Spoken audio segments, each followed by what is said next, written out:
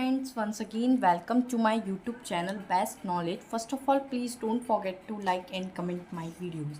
So आज हम पढ़ेंगे BSc 6 सेमेस्टर में मैथ्स का चैप्टर नंबर 3, जिसका ये लेक्चर नंबर 2 है। इसके प्रीवियस के चैप्टर्स के लेक्चर्स देखने हैं या इस चैप्टर के प्रीवियस के लेक्चर्स देखने हैं तो डिस्क्रिप्शन में मैं इसकी बनी बनाई प्लेलिस्ट का लिंक दे दूँगी, आप वहाँ से जाकर प्रीवियस के सारे लेक्चर्स देख सकते हैं। तो BSc 6 सेमेस्टर में मैथ्स की 3 बुक लगी हुई हैं, जिसमें से एक बुक है न्यूमेरिकल एनालिसिस, जिसे हम शॉर्ट फॉर्म में NA बोलते हैं। उसके लेक्चर्स ये चल रहे हैं। सबसे पहले मैं न्यूमेरिकल एनालिसिस की बुक ही कवर अप करा रही हूँ, उसके बाद हम कॉम्प्लेक्स और OR ऑपरेशन रिसर्च पर लेक्चर्स बनाएंगे। सो न्यूमेरिकल एनालिसिस जो बुक है उसका चैप्टर नंबर 3, जिसका नेम है डिवाइडेड डिफरेंसेस, इसका ये लेक्चर नंबर 2 है। इससे पहले आप प्रीवियस का लेक्चर ज़रूर देख लें, तभी आपको ये जो लेक्चर है और अच्छे से समझ में आएगा। ठीक है। सो मैंने अपने प्रीवियस वाले लेक्चर में, मैं आपको दिखा भी देती हूँ, प्रीवियस वाले लेक्चर में मैंने डिवाइड डिफरेंस टेबल कंस्ट्रक्ट करना सिखाया था और एक मेथड का यूज़ करके हमने डिवाइड डिफरेंस टेबल का यूज़ करा था, जिसका मेथड का नेम था न्यूटन डिवाइडेड डिफरेंस फार्मूला। आज हम एक न्यू फार्मूला पढ़ेंगे जिसको हम बोलते हैं लैग्रांज फार्मूला। जिस मैथमेटिशियन ने ये फार्मूला दिया उनका नाम लैग्रांज था, इसने इस फार्मूले का नेम पड़ गया है लैग्रांज फार्मूला। ठीक है। तो आज हम पढ़ेंगे लैग्रांज फॉर्मूला। ठीक है।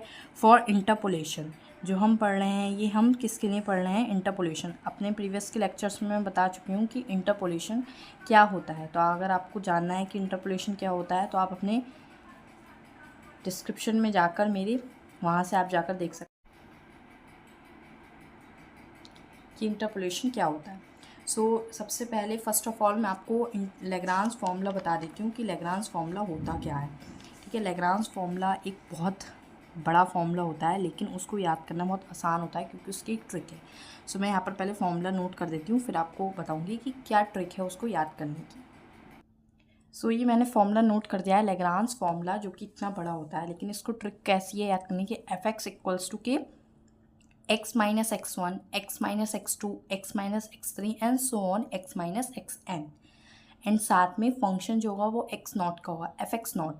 अब जो हमने फंक्शन लिया होता है उसी में से हम सारे टर्म्स को माइनस करते हैं। यहाँ पर हमने क्या लिया? x नॉट, तो हम इसी में से माइनस करेंगे। x नॉट में से x1 minus, x not minus x2, x not minus x3 and so on x not minus xn।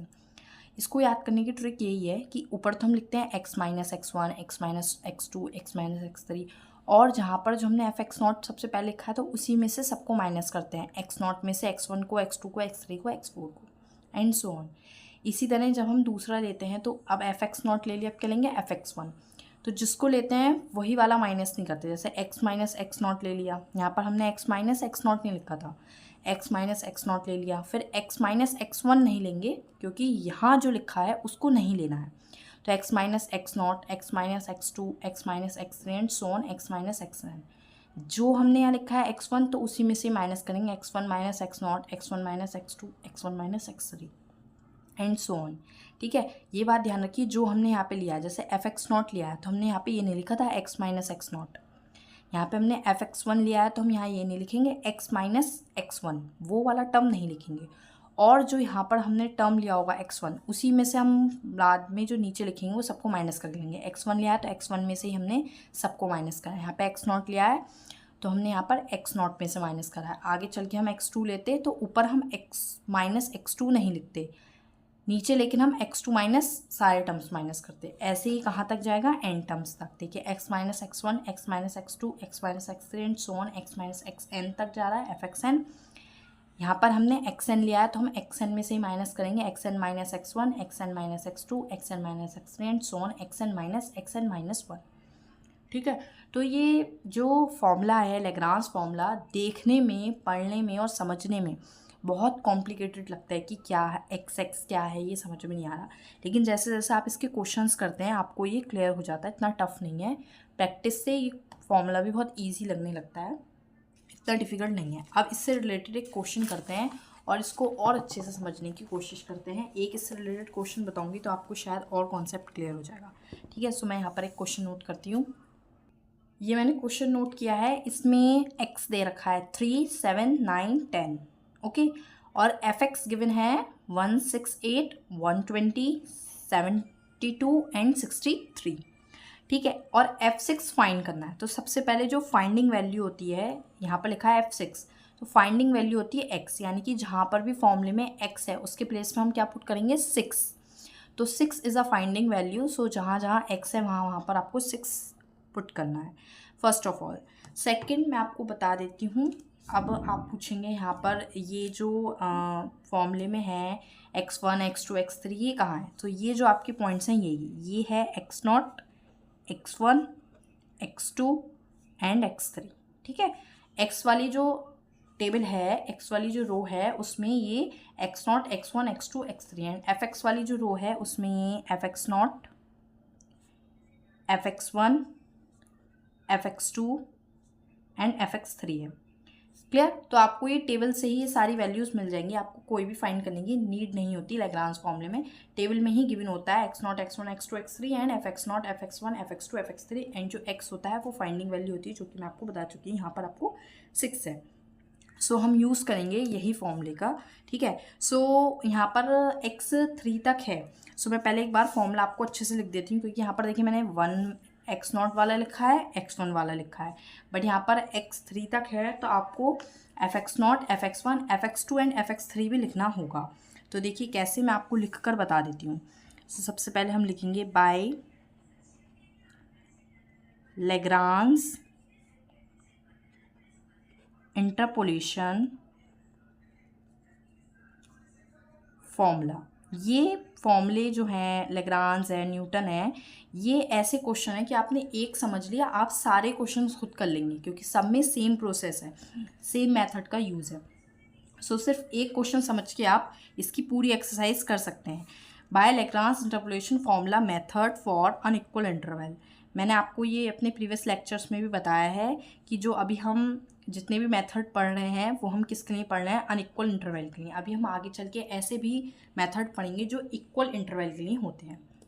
सो यहाँ पर मैं एक बार फॉर्मूला लिख देती हूँ इसी को ही, fx जैसे यहाँ पे लिखा है। सो यहाँ पर आप देखिए कितने टर्म है, x0 x1 x2 and x3 तक है, तो वहीं तक ही जाना है। तो fx फर्स्ट वाले में मैंने बताया नॉट नहीं लेते, तो कैसे लिखेंगे, x minus x1 x minus x2 x minus x3 and fx0, ठीक है। और जो ऊपर लिखा होता है उसी से हम नीचे माइनस करते हैं, x0 माइनस x1, ये वाले टर्म सेम रहते हैं, x0 minus x2 and x0 minus x3। First question करने में आपको थोड़ा सा लगेगा कि हार्ड है, डिफ़िकल्ट है, बट करते करते ईजी हो जाएगा। प्लस अब हम क्या लेंगे, fx1। सो उसके लिए लिखेंगे x minus x0, x minus x1 नहीं लिखना है, जो लेते हैं हम यहाँ पर वही नहीं लिखते। तो क्या लिखेंगे, x minus x2 x minus x3 and साथ में fx1 लिखा है। सो x1 से नीचे माइनस होगी, x1 minus x0 x1 minus x2 and x1 minus x3 plus अब क्या लेना है हमें, fx0 ले लिया, fx1 ले लिया, fx2 लेना है।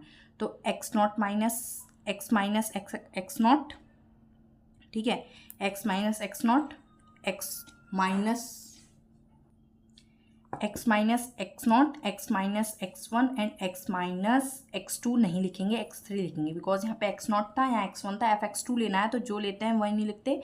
तो x minus x0 x minus x1 x minus x3, x2 नहीं लेंगे और लिखेंगे fx2। और जो यहाँ लिखते हैं उसी से माइनस करते हैं नीचे, x2 minus x0 x2 minus x1 x2 minus x3, ठीक है। प्लस अब क्या लेंगे, मैंने बोला था fx3 तक है, अगर एक और टर्म होता ना इसमें तो हम fx4 तक लेते हैं। यहाँ पर fx3 तक है तो हमें नॉट ले लिया, 1 ले लिया, 2 ले लिया, अब हमें 3 तक लेना है। सो देखिए x minus x0 x minus x1 x minus x2, x minus x3 नहीं लेना है, क्योंकि हम यहाँ पर ही लेंगे fx3, ठीक है। जो होता है वही नीचे लेते हैं, x3 minus x0 x3 minus x1 and x3 minus x2। तो जिसने ध्यान से देखा होगा इसे और ध्यान से समझने की कोशिश की होगी उसको 110% ये समझ में आ गया होगा फॉर्मूला कैसे बनाते हैं लैग्रांज का। नहीं आया, वीडियो रिवाइंड करो और दोबारा देखो, बिल्कुल क्लियर हो जाएगा, कोई दिक्कत नहीं है। फॉर्मूला जैसे आपने को याद हो गया या आपको बनाना आ गया, उसके बाद तो कुछ है ही नहीं, बस फॉर्मूले में वैल्यूज़ पुट करनी है और कैलकुलेशन करनी है, सिंपल। सो ये मैंने फॉर्मूला लिख लिया है बड़े अच्छे से। अब मैं इसको यहाँ पर वैल्यूज़ फाइंड करती हूँ। एक्स की जगह रखना है 6, ठीक है, एक्स की जगह क्या रखना है 6। सो बस जहाँ जहाँ एक्स है वहाँ पर 6 रखिए, x1 x2 x3 की वैल्यू सब्सटीट्यूट कीजिए। तो 6 माइनस x1 की वैल्यू है 7, 6 माइनस x2 की वैल्यू है 9, 6 माइनस x3 की वैल्यू है 10।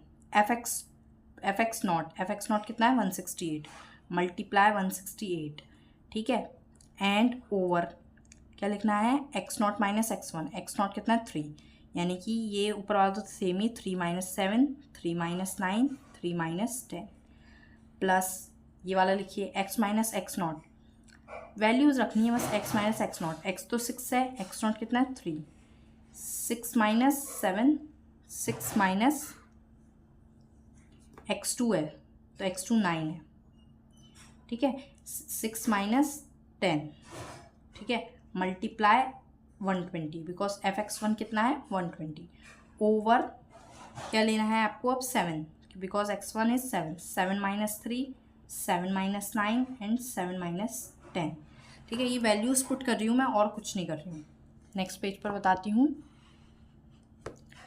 प्लस अब आपको ये वाला लिखना है, ये वाला टर्म लिखना है, ये वाला टर्म, तो वैल्यू रखेंगे x6 है तो 6 minus 3, 6 minus 7 and 6 minus 10, multiply fx2 is 72 over, ठीक है, x2 में से माइनस करना है 9 minus 3, 9 minus 7, 9 minus 10, last term plus 6 minus 3, 6 minus 7, 6 minus 9, ठीक है, x3 नहीं लेना है एंड fx3 है 63, मल्टीप्लाई का 63 over 10 minus 3, 10 minus 7 and 10 minus के 9।